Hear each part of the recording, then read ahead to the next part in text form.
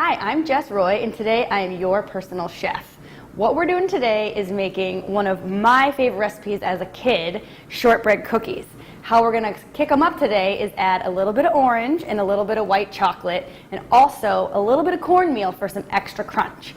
So first things first, we have to cream the butter and the sugar. So here we go over to the mixer. Okay, in we go. We've got a cup of butter, which actually is 2 sticks, room temperature, cubed up, and we've got 3/4 of a cup of powdered sugar into the bowl.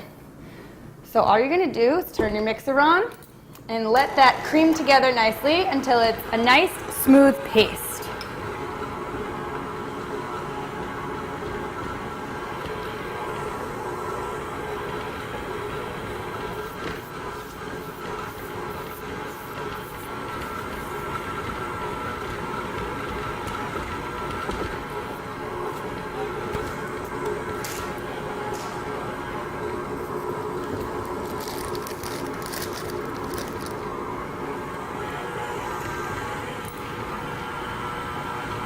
Okay, looking pretty good. Next step is we are going to add our dry ingredients. So I'm going to add about 1.5 cups of all-purpose flour right into the bowl. The secret ingredient here that is a little bit different than your traditional cornbread recipe, or excuse me, shortbread recipe, is the cornmeal. You can see how I got a little confused there. The cornmeal is one of my favorite little hints, is because it adds such a nice crunch to the cookie that helps bring all the flavors out in this recipe. So we've got our flour and our cornmeal into the bowl. I'm going to add about 1 teaspoon of vanilla extract, just straight into the bowl. A dash of salt, which is about 1/2 teaspoon, and a squeeze of orange. So this is like about a little more than a teaspoon as well. So just 1/2 an orange and squeeze her on in, and then give the mixer a rip one more time.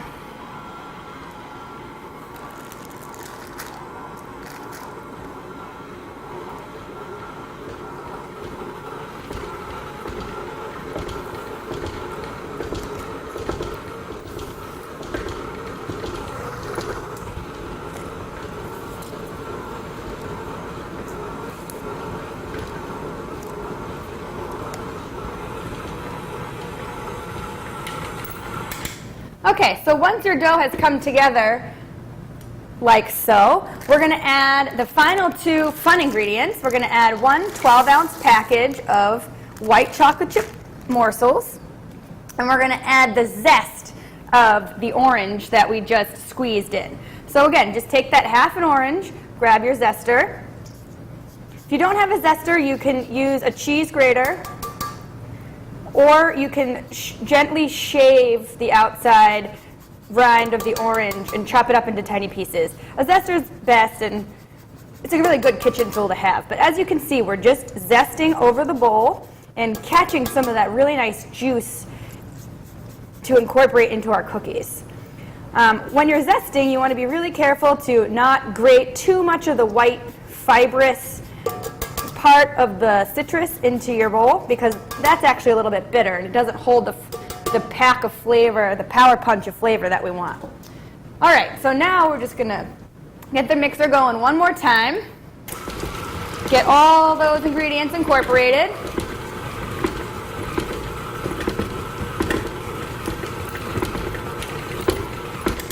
Once they're in kind of one big mash in the center of your bowl, it's time to transfer them to some parchment paper.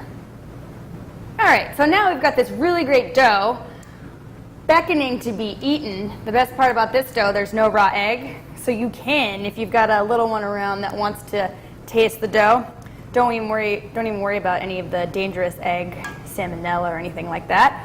Good to go. Or maybe you like it too.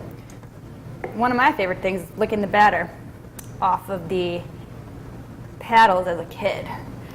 Anyways, next thing is that we're just going to, like I said, transfer this dough to some parchment paper. That's what makes this recipe slightly different than your average chocolate chip cookie recipe. you're going to actually, and you could use this as a your chocolate chip cookie recipe as well, because this is what makes it storable in the refrigerator. So if you were making chocolate chip cookies and wanted to use them tomorrow, next week, you could just use this trick, make your own pre-made batch, and instead of going to the store and buying the pre-made one, you've got your own in the fridge. So once we've got our shortbread dough right in the middle of this parchment, we're just going to roll it out into a log.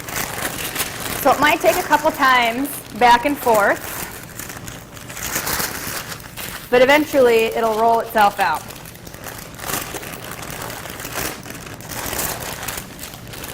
So there we go. Now we're ready to go.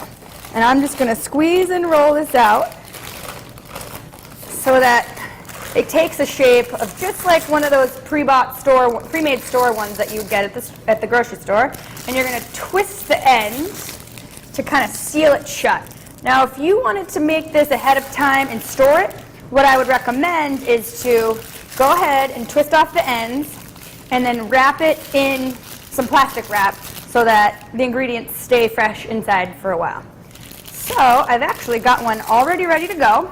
You want to store your cookie dough in the fridge for at least 30 minutes before you're ready to bake them. All you do, and as you can see, we've got it nice and firmed up. You roll it out, and then you just cut your cookies off. And I'm going to do about 1/4 inch size cookies. You just go ahead and slice down that log, makes it for really easy preparation. You don't have to get your hands all messy with trying to deal with 2 spoons or anything like that. It's really easy right down the line. And if you don't have a stone countertop, you would want to make sure you do this on a good cutting board. Okay, from there, all you do is place your cookie slices onto a parchment-lined cookie tray, about 2 inches apart, because they could spread a little, and the butter is going to melt nicely to crisp up these cookies. So don't want them to be too close together. You can already tell the beautiful shape that these shortbreads are going to have, just traditionally, exactly how your grandmother used to make them. All right, next step is pop them in the oven, 350 degrees, for about 10 to 12 minutes. And I've got a couple that are already done.